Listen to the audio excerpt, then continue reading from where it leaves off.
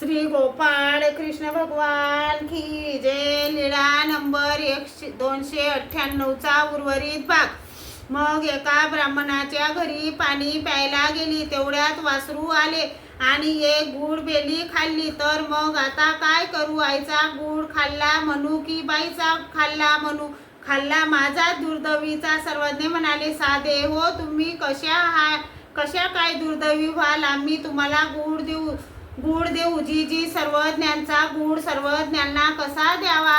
सर्वज्ञ म्हणाले, साधे हो कोणाते काही असे, हे सकळही दैवाचे की मा देवो ते आपुले.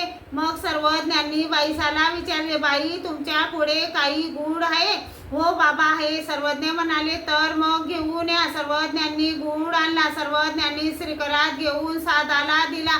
तो साखर गुड साधाने सर्वज्ञांच्या आसनावर ठेवला. मग साधाने दंडते घातले.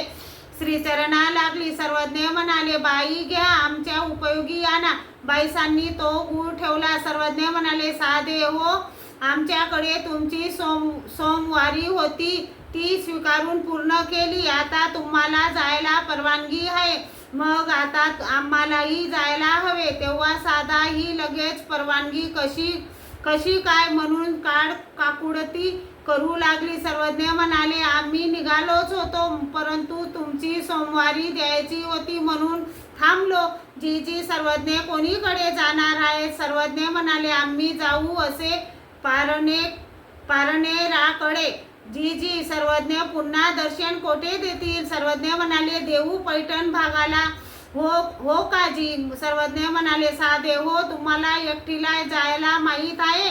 नाही जी, माहीत नाही. मग सर्वज्ञांनी पैठणापर्यंतची गावे सांगितली व विधी निविधी सांगितला. साधे हो स्त्रिया सजन विजन होवावे. श्री गोपाळ कृष्ण भगवान की जय.